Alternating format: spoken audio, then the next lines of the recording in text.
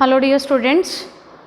तो last lecture के अंदर हम लोगों ने डिस्कस किया था अबाउट द सिग्निफिकेंट फिगर्स, ठीक है। और मैंने आपको ये बताया था कि नेक्स्ट लेक्चर के अंदर हम लोग डिस्कस करेंगे that how to calculate the number of significant figures in a given number, ठीक है। तो रिवाइज कर लेते हैं सबसे पहले कि सिग्निफिकेंट फिगर्स होते क्या हैं, इसकी डेफिनेशन क्या थी। क्या डेफिनेशन बताई थी मैंने आपको सिग्निफिकेंट फिगर्स की? The total number of digits in a number including the last digit whose value is uncertain is called the number of significant figure, ठीक है। किसी नंबर के अंदर सपोज मैं यहाँ पर लिखती हूँ 151.47 सपोज, ठीक है। किसी नंबर के अंदर कितने टोटल डिजिट्स हैं, लास्ट डिजिट को मिला करके, लास्ट डिजिट को हमने काउंट करना है। आपको बताया था कि लास्ट डिजिट जो होता है वो अनसर्टेन होता है, उसको हम बोलते हैं सिग्निफिकेंट फिगर। जैसे इसके अंदर टोटल 5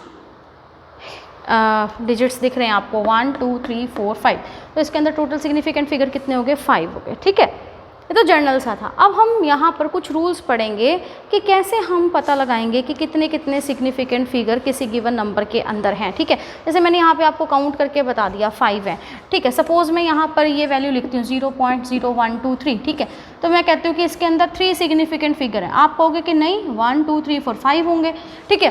तो कैसे हमें पता चलेगा कि जैसे मैं अभी बता रही हूँ कि इसके अंदर 3 सिग्निफिकेंट फिगर हैं, ये 3 सिग्निफिकेंट फिगर हैं, तो कैसे हमें पता चलेगा कि इसके अंदर 3 हैं या इसके अंदर 5 हैं? क्या रूल्स हैं, किन रूल्स के बेसिस पे हम सिग्निफिकेंट फिगर्स को डिटरमाइन कर सकते हैं? तो हमारा टॉपिक क्या है? Rules to determine the number of significant figures, ठीक है। तो हम अपने रूल्स को डिस्कस करते हैं। क्या टॉपिक है हमारा? Rules to determine number of significant figures, ठीक है। तो सबसे पहला रूल जो है हमारा वो क्या कहता है? फर्स्ट रूल वो ये कहता है all non zero digits are significant. सारे के सारे नॉन ज़ीरो डिजिट्स होते हैं वो सिग्निफिकेंट होते हैं। All non zero digits are significant, ठीक है। इसका मतलब क्या है? जैसे सपोज मैं यहाँ पे लिख रही हूँ 1.783, ठीक है। तो ये सारे कैसे डिजिट्स हैं? नॉन जीरो, कोई ज़ीरो तो नहीं है, तो ये सारे के सारे सिग्निफिकेंट है। तो कितने सिग्निफिकेंट फिगर हो गए? 1 2 3 4। तो इसके अंदर हमारे सिग्निफिकेंट फिगर कितने हो गए? 4, ठीक है। या सपोज मैं ये लिखती हूँ 0 पॉइंट, ठीक है। तो इसमें आप कहोगे कि ये नॉन ज़ीरो है, ये भी नॉन ज़ीरो है, ये भी नॉन ज़ीरो है, तो ये तीनों तो नो डाउट सिग्निफिकेंट है ही हैं। तो ये भी सिग्निफिकेंट है, ये भी सिग्निफिकेंट है, ये भी है। लेकिन इसी के साथ ये क्या कह रहा है पहले रूल में? All non zero digits are significant and the zeros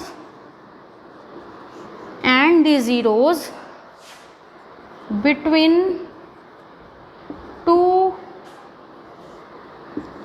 non zero digits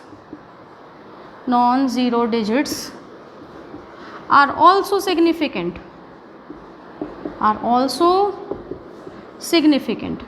सारे के सारे जो नॉन ज़ीरो डिजिट्स हैं वो तो सिग्निफिकेंट होंगे ही होंगे। इसके अलावा जो ज़ीरोज़ नॉन ज़ीरो डिजिट्स के बीच में आ रही हैं वो भी क्या होंगी? सिग्निफिकेंट होंगी। जैसे कि आप इसको देख सकते हो, ये जो ज़ीरोज़ हैं ये किसके बीच में आ रही हैं? ये 2 नॉन ज़ीरो डिजिट्स के बीच में आ रही हैं, तो इसलिए ये ज़ीरो भी क्या होगी? सिग्निफिकेंट होगी। तो इस पूरे जो नंबर लिखा हुआ है इसके अंदर टोटल सिग्निफिकेंट फिगर कितने हो गए हमारे पास? 1 2 3 4 5, ठीक है। तो पहला रूल आपको क्लियर हो गया होगा। क्या कहता है पहला रूल? कि all non zero digits and the zeros between the 2 non zero digits are significant, ठीक है। ये था हमारा पहला रूल। दूसरा रूल क्या कहता है? All zeros to the left of, all zeros to the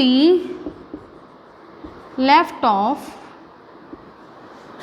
decimal place are non significant.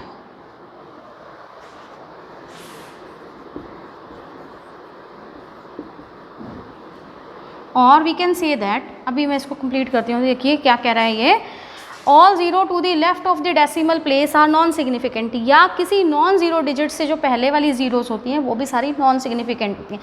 Suppose जैसे अभी मैं लिखती हूँ इसको 0.203, ठीक है, तो डेसिमल प्लेस से लेफ्ट में, ठीक है, ये वाली जो ज़ीरो है, ये ज़ीरो कैसी है, नॉन सिग्निफिकेंट है।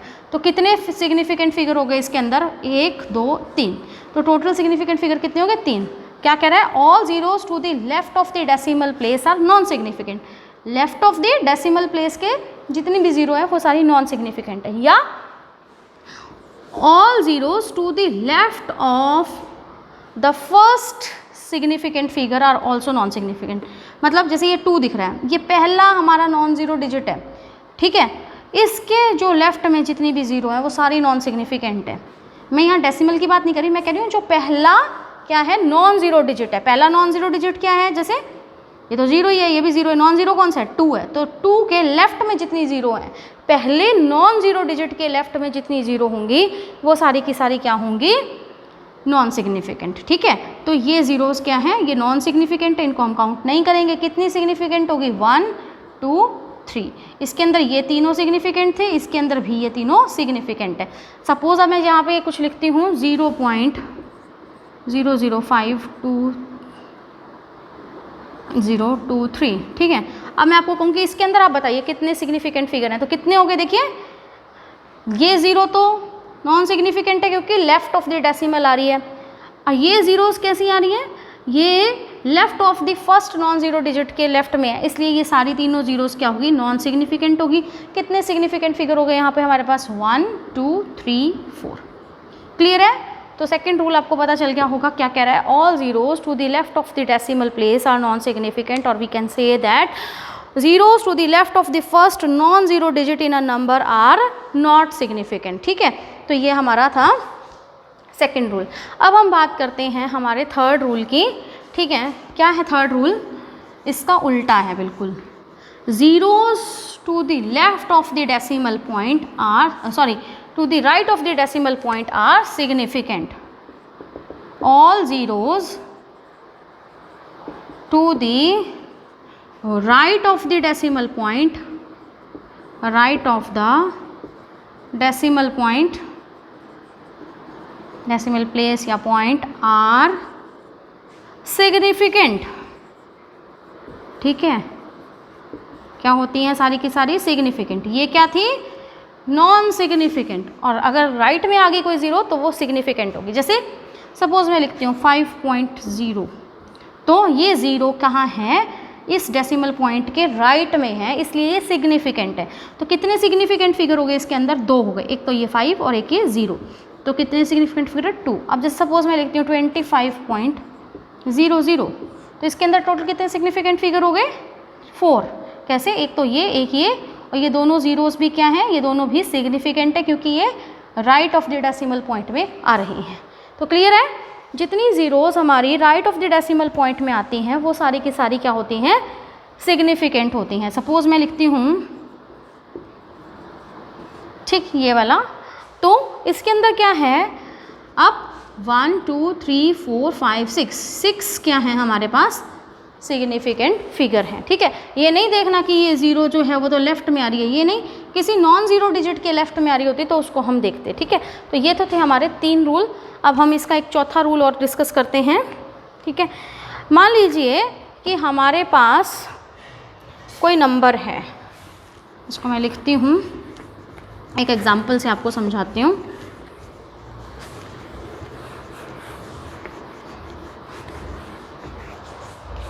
सपोज मेरे पास ये नंबर है 22,500, ठीक है, और मैं आपसे पूछूँ कि इसके अंदर टोटल कितने सिग्निफिकेंट फिगर हैं, तो आप क्या कहोगे, 1 2 3 4 5 सिग्निफिकेंट फिगर है, ठीक है, बिल्कुल सही है, 5 सिग्निफिकेंट फिगर हैं इसके अंदर, ठीक है। लेकिन इस नंबर को बेटे मैं ऐसे भी तो लिख सकती हूँ ना, इसको मैं ऐसे लिख सकती हूँ, ठीक है, और क्योंकि इसको अगर 10 से मल्टीप्लाई करेंगे तो यही चीज़ आएगी, और इसको मैं ऐसे भी लिख सकती हूँ 10 की पावर 1। 10 की पावर 1 का मतलब क्या होता है, 10 नहीं होता है, तो इसका मतलब ये और ये एक ही चीज़ है। क्लियर? अब मैं इसको ऐसे लिख सकती हूँ,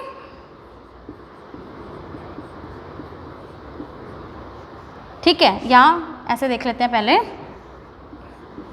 इसी चीज़ को ऐसे लिख सकते हैं ना, 225 इंटू में 100, या इसको कैसे लिख सकते हैं 225 इंटू में 10 रेज़ टू द पावर 2। ठीक है, तो ये जो 10 रेज़ टू द पावर 1 लिखा है, ये जो 10 रेज़ टू द पावर 2 लिखा है, इसको हम बोलते हैं एक्सपोनेंशियल फॉर्म। ठीक है, एक्सपोनेंशियल फॉर्म। ठीक है, या इसको एक्सपोनेंशियल नोटेशन या साइंटिफिक नोटेशन भी बोलते हैं। एक्सपोनेंशियल, अगर क्लियरली देखें, एक्सपोनेंशियल नोटेशन, या इसको हम बोलते हैं साइंटिफिक नोटेशन। ठीक है, तो जब कोई ऐसा केस हो जाए तो उसके अंदर सिग्निफिकेंट फिगर जो हैं वो वेरी कर सकते हैं डिपेंडिंग अपॉन हमने उस चीज़ को लिखा कैसे है। जैसे 22,500 था, अगर मैंने इसको इस तरीके से लिखा हुआ है तो इसके अंदर कितने सिग्निफिकेंट फिगर हैं, 1 2 3 4 5 है। ठीक है, लेकिन अगर इसी 22,500 को मैं इस तरीके से लिख देती हूँ या इस तरीके से लिख देती हूँ, तो अब ये वाली चीज़ को हम देखेंगे, इसके अंदर अब कितने सिग्निफिकेंट फिगर हैं, 1 2 3 और 1 4। और अगर इसी 22,500 को मैं इस फॉर्म में लिखती हूँ तो अब इसके अंदर देखेंगे हम सिग्निफिकेंट फिगर 1 2 एंड 1 3।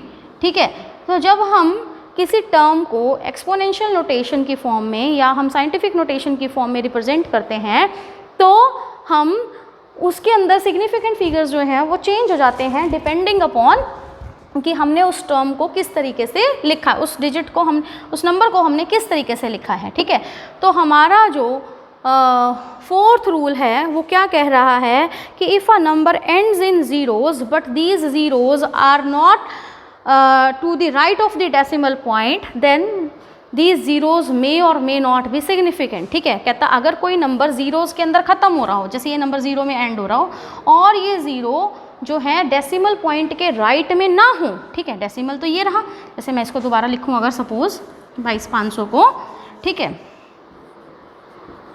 कहता है if a number ends in zeros, कोई नंबर अगर 0 में ख़त्म हो रहा है और वो ज़ीरो डेसिमल पॉइंट के राइट में ना हो, कहाँ है ये ज़ीरो डेसिमल पॉइंट के, इसके अंदर डेसिमल है कहाँ, यहाँ है डेसिमल, तो ये ज़ीरो कहाँ है, राइट में नहीं है, लेफ्ट में है। ठीक है, तो कहता है उस के अंदर वो जो ज़ीरोज़ हैं वो ज़ीरो सिग्निफिकेंट हो भी सकती हैं और नहीं भी हो सकती। जैसे मैंने अभी आपको ये केस बताया, इसके अंदर 5 सिग्निफिकेंट फिगर हैं, लेकिन अगर हम इसको इस तरीके की एक्सपोनेंशियल नोटेशन की फॉर्म में लिखते हैं तो 4 ही सिग्निफिकेंट फिगर रह जाते हैं, और अगर हम इसको इस तरीके से लिखते हैं तो 3 ही रह जाते हैं। ठीक है, तो एक्सपोनेंशियल या साइंटिफिक नोटेशन की फॉर्म में अगर हम किसी नंबर को लिखते हैं तो उसके अंदर जो सिग्निफिकेंट फिगर्स का हम कह सकते हैं नंबर है वो चेंज हो सकता है। ठीक है, अच्छा एक चीज़ और है, कई बार हमारे पास क्या आता है, क्वेश्चंस आते हैं related to the addition and subtraction of the exponential notations. ठीक है, कैसे, जैसे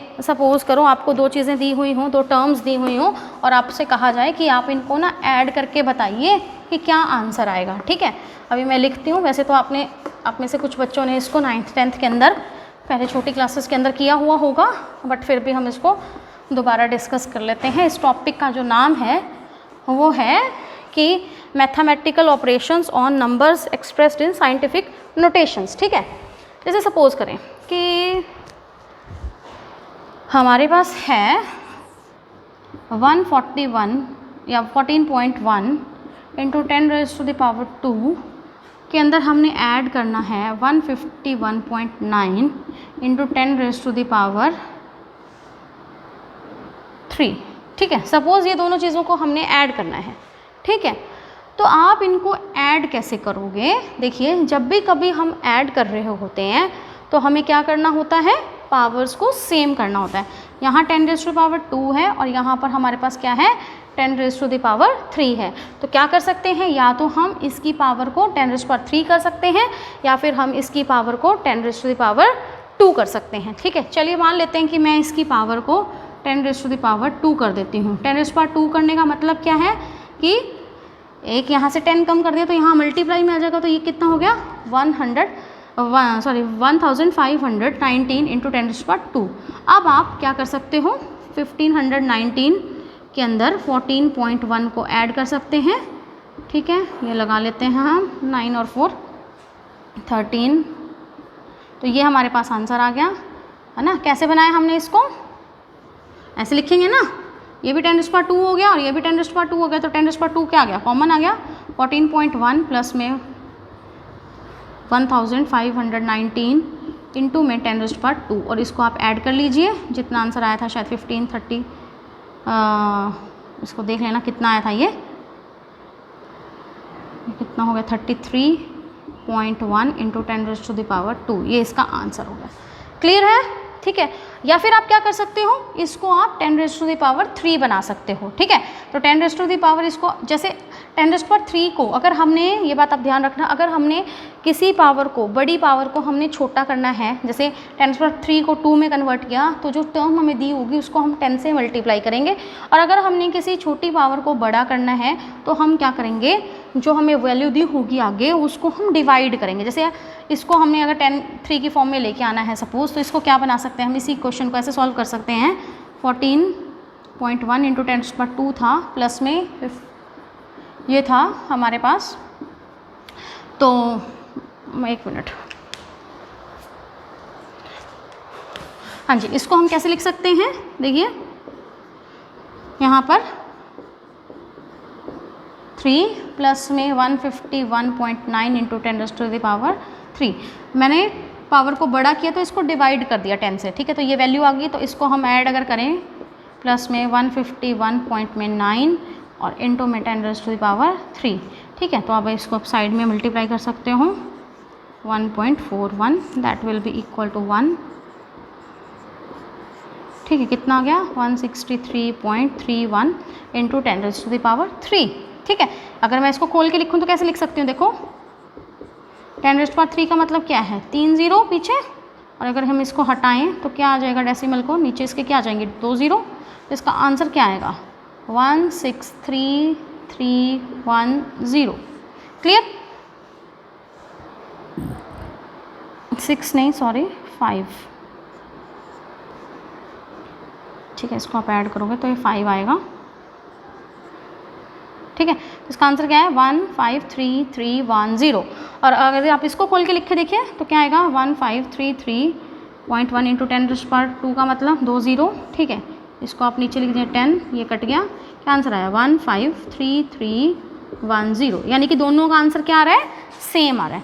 तो कोई फ़र्क नहीं पड़ता, आप क्या कर ले, चाहे तो इसको हमने यहाँ पर 3 को 2 में कन्वर्ट कर लिया, या यहाँ पर हमने 2 को 3 में कन्वर्ट कर लिया, आप किसी भी तरीके से जा सकते हैं।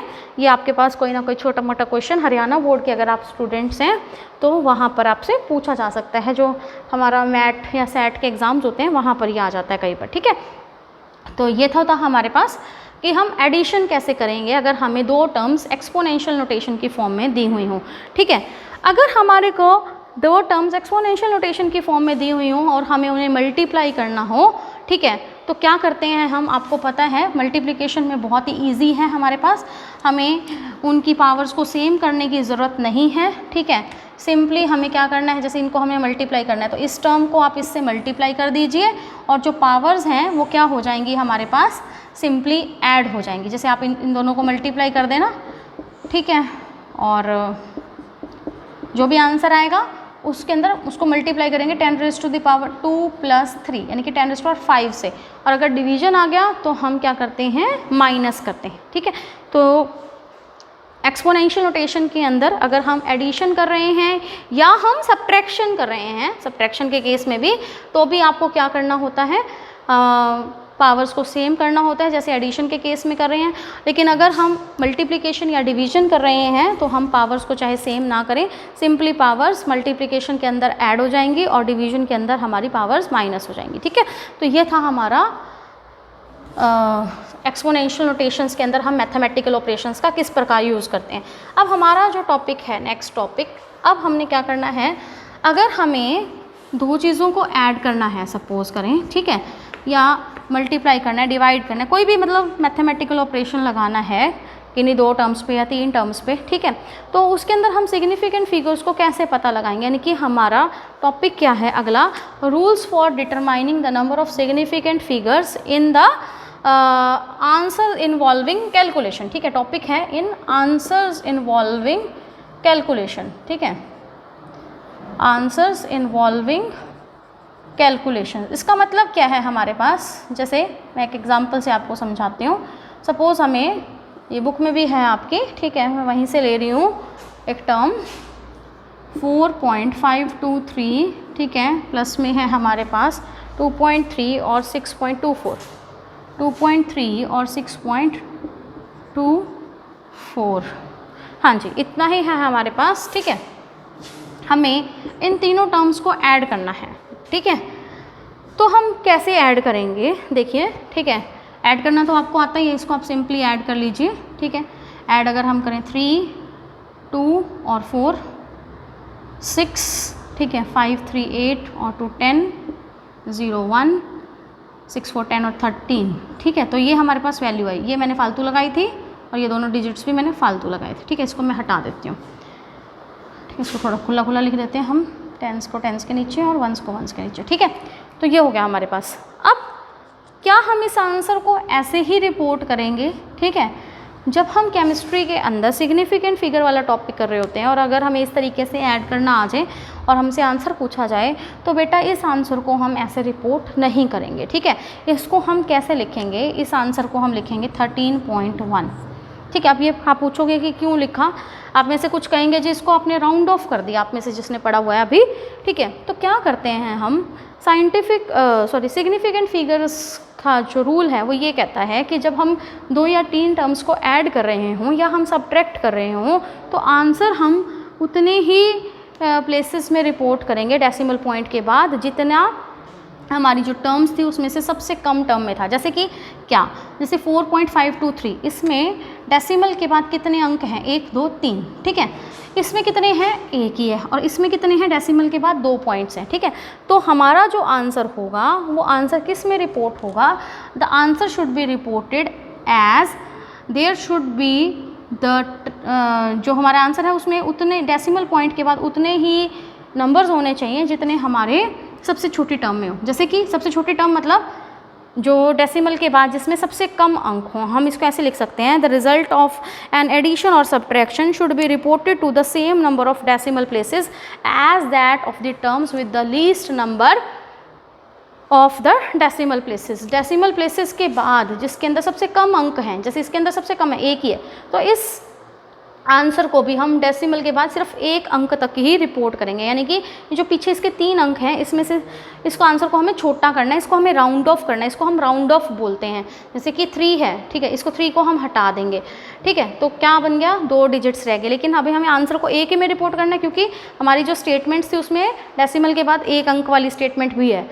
ठीक है। तो इसको बाद हम क्या करेंगे, 6 को हटाएंगे। तो राउंडिंग ऑफ का रूल क्या कहता है, जब भी आप किसी टर्म को हटाएं, जैसे हमने यहाँ पे 3 को हटाया, ठीक है, यहाँ 3 लिखा हुआ था, इस 3 को हमने हटाया, तो ये देखना पड़ेगा कि ये जो हटा रहे हो आप अंक वो कौन सा अंक है, ठीक है। जैसे 3 है, अगर वो जो डिजिट आप हटा रहे हो वो 5 से छोटा है, ठीक है, तो उससे पहले वाले डिजिट के अंदर आप कुछ भी ऐड नहीं करेंगे। जैसे मैंने यहाँ से 3 हटा दिया तो यहाँ पे ये 6 का 6 ही रह जाएगा। लेकिन अगर हम जिस अंक को हटा रहे हैं उसकी वैल्यू 5 से ज़्यादा हो, ठीक है, जैसे यहाँ पे 5 से बड़ा है 6, ठीक है, ज़्यादा वैल्यू है, तो अगर हम इस 6 को हटाएंगे तो इससे पहले वाला जो डिजिट है आपके पास, जैसे 0 है, ठीक है, इसके अंदर आप क्या करेंगे, 1 अंक ऐड करेंगे, ठीक है। तो ये क्या बन गया, हमारा आंसर 13.1 बन गया। तो 13.063 हम उसको रिपोर्ट नहीं करेंगे और हम इसको यहाँ पर 13.1 रिपोर्ट करेंगे, ठीक है। तो एडिशन और सब्ट्रैक्शन के अंदर हम क्या करते हैं, सीधी सी बात है कि हम ये देखते हैं कि जिन टर्म्स को हम ऐड कर रहे हैं उनमें से डेसिमल के बाद सबसे कम अंक किस स्टेटमेंट के अंदर है। जैसे यहाँ पे 1 था, यहाँ 2 हैं, यहाँ 3 है। जितने कम से कम अंक होंगे उतने ही अंक के अंदर आप अपने आंसर को लिखेंगे। तो मुझे लगता है कि आपको क्लियर हो गया होगा कि हम एडिशन और सब्ट्रैक्शन के अंदर कैसा करेंगे, ठीक है। तो इसके ऊपर आपके पास और क्वेश्चंस भी हैं, उसको आप सॉल्व कर सकते हैं, ठीक है, तो वो आप कर लेना। अब हमारे पास जो नेक्स्ट रूल है वो क्या है कि जब हम कभी क्या करें, एडिशन और सब्ट्रैक्शन में सेम रूल फॉलो होगा। लेकिन अब आ गया हमारे पास कि अगर हम मल्टीप्लिकेशन या डिवीजन करते हैं तो हमारा क्या रूल जो है वो लगेगा, ठीक है। वहाँ पर हम डेसिमल के बाद वाले अंकों को ना देखते हुए हम क्या देखते हैं कि कम से कम सिग्निफिकेंट फिगर किसके अंदर थे, उसी में हम रिपोर्ट करते हैं। फॉर एग्जांपल मैं एक एग्जांपल यहाँ पर लेती हूँ, जैसे कि यहाँ पर है 4.327, ठीक है। इसको हमने मल्टीप्लाई किया सपोज 2.8 से, ठीक है। इसको मल्टीप्लाई कर लेते हैं और इसका जो आंसर आया है, मैं सीधा आंसर लिख लेती हूँ 12.1156, ठीक है। ये इसका आंसर है। तो इस आंसर को हम किस में रिपोर्ट करेंगे, ठीक है। हम मल्टीप्लाई कर रहे हैं, याद रखना एडिशन और सब्ट्रैक्शन के रूल अलग होते हैं, मल्टीप्लिकेशन और डिवीजन के रूल अलग होते हैं, और सिग्निफिकेंट फिगर से रिलेटेड आपके पास कोई ना कोई क्वेश्चन ज़रूर आता है एग्जाम के अंदर। तो हमने इनको जैसे दोनों को मल्टीप्लाई किया और ये आंसर आया, तो इस आंसर को हम कैसे रिपोर्ट करेंगे। देखिए, जो टर्म्स को हम मल्टीप्लाई कर रहे हैं उन टर्म्स के अंदर सिग्निफिकेंट फिगर्स को हम काउंट करेंगे, कितने सिग्निफिकेंट फिगर हैं। जैसे इसके अंदर कितने सिग्निफिकेंट फिगर हैं, 1 2 3 4, 4 सिग्निफिकेंट फिगर हैं, ठीक है। और इस टर्म के अंदर कितने सिग्निफिकेंट फिगर हैं, 2 हैं, ठीक है। क्या काउंट करेंगे, याद रखना मल्टीप्लिकेशन और डिवीजन के अंदर हम ये काउंट करेंगे कि कितने टोटल सिग्निफिकेंट फिगर है। हमें डेसिमल का कोई नहीं देखना, कुछ नहीं देखना हमें डेसिमल के बाद क्या है क्या नहीं है, ठीक है। वो एडिशन और सब्ट्रैक्शन में देखना है, यहाँ हमें सिग्निफिकेंट फिगर देखना है। और जिस टर्म में जितने सिग्निफिकेंट फिगर कम से कम जिस टर्म में होंगे, जैसे यहाँ पर इस टर्म में 2 सिग्निफिकेंट फिगर है मिनिमम, तो आंसर भी हमारा 2 ही डिजिट्स में रिपोर्ट होना चाहिए। अब इसमें कितने सिग्निफिकेंट फिगर हैं, देखिए 1 2 3 4 5 6 सिग्निफिकेंट फिगर है। तो आंसर हमें किस में रिपोर्ट करना है, 2 सिग्निफिकेंट फिगर्स में रिपोर्ट करना है। तो हमें क्या करना पड़ेगा, इसको 2 नंबर्स में ही रिपोर्ट करना आंसर को। अब इसमें 6 सिग्निफिकेंट फिगर है, तो हम क्या करेंगे, हटाना शुरू करेंगे, राउंडिंग ऑफ करेंगे। तो 12.1156 को हम राउंड ऑफ करें, यानी कि इसके अंदर 6 सिग्निफिकेंट फिगर हैं, इसको 2 सिग्निफिकेंट फिगर पे लेके आएँ, तो ये 6 हम हटाएंगे। 6 हमने हटाया क्योंकि 6 5 से बड़ा था, इसलिए ये 5 क्या बन गया, ये 6 बन गया, ठीक है। लेकिन अभी भी इसके अंदर 1 2 3 4 5 सिग्निफिकेंट फिगर हैं, इसलिए हम इसको भी हटाएंगे, इस 6 को भी हटाएंगे। 6 भी फिर 5 से बड़ा था, ठीक है। तो यहाँ पे क्या बन जाएगा, ये 2 बन जाएगा, ठीक है। मैंने क्या किया, देखिए 12.1156 था, ये मैंने 6 हटाया, ठीक है, क्योंकि ये 6 5 से बड़ा है, तो यहाँ पर ये 5 किस में कन्वर्ट हो गया, 6 में कन्वर्ट हो गया। अब मैंने ये 6 हटाना है, तो ये किस में कन्वर्ट हो जाएगा, ये वाला अंक एक बढ़ जाएगा, तो 12.12 आंसर आ गया, ठीक है। लेकिन अभी भी इसके अंदर कितने सिग्निफिकेंट फिगर हैं, 1 2 3 4 है, और आंसर मुझे कितने में रिपोर्ट करना है, 2 सिग्निफिकेंट फिगर में ही रिपोर्ट करना है। तो ये 2 भी मैं हटाऊंगी। ये 2 हटाया तो क्योंकि 2 5 से छोटा था, इसलिए ये 1 का 1 ही रहेगा। क्लियर है ये बात आपको, ठीक है। और अब अभी भी 3 सिग्निफिकेंट फिगर रह गए हैं, ठीक है। तो आंसर मुझे फिर दोबारा वही बात 2 में रिपोर्ट करना है, तो ये भी मैं हटा दूंगी। तो आंसर मेरा क्या आएगा, 12 आएगा, ठीक है। यानी कि अगर मैं इसको मल्टीप्लाई करती हूँ और मैं सिग्निफिकेंट फिगर्स के टर्म्स में मैं वो टॉपिक कर रही हूँ सपोज, तो इसका आंसर हम 12.1156 ना लिख करके क्या लिखेंगे, 12 लिखेंगे। क्लियर होगी ये बात आपको। तो सिग्निफिकेंट फिगर्स में हम एडिशन और सब्ट्रैक्शन में सेम रूल फॉलो करते हैं, और मल्टीप्लिकेशन और डिवीजन जब हम करते हैं तब हम सेम रूल फॉलो करते हैं। अब इसमें हमारे पास एक टॉपिक और रह गया कि अगर हमारे पास क्या हो, एक ही साथ हमें सब कुछ करना हो, हमें एडिशन सब्ट्रैक्शन भी करनी हो और हमें मल्टीप्लिकेशन वगैरह भी करनी हो, तो अब हम कैसे करेंगे, ठीक है। तो हम उसमें भी यही रूल लगाएंगे, ठीक है। तो हम देख लेते हैं उसको भी साथ साथ कि हम कैसे करते हैं। मैं एक एग्जांपल लेती हूँ, देखिए किसी वैल्यू का, जैसे सपोज करें हमारे पास एक टर्म है, या ऐसे करते हैं हम, इस वाले टॉपिक को हम कल वाली क्लास में डिस्कस कर लेंगे, ठीक है। थोड़ा सा वीडियो और ज़्यादा लंबा हो जाएगा, तो यहाँ तक हम इसको डिस्कस कर लेते हैं, यहाँ तक आप पढ़िए। वैसे मैंने जो एक और वीडियो जो मेरे बच्चे हैं मेरे से पढ़ रहे हैं क्लास +1 के, ठीक है, हमारे स्कूल में पढ़ते हैं, उनको मैंने अलग से एक वीडियो बनाकर भेजी हुई है पहले, ठीक है, स्क्रीन रिकॉर्ड, उसमें मैंने आपको समझाया हुआ है, वो 3rd भी, तो आप वहाँ से भी देख सकते हैं। वैसे हम इसको कल डिस्कस कर लेंगे। तो आज के लिए इतना ही, ठीक है। तो मिलते हैं कल फिर नेक्स्ट टॉपिक के साथ, तब तक के लिए थैंक यू।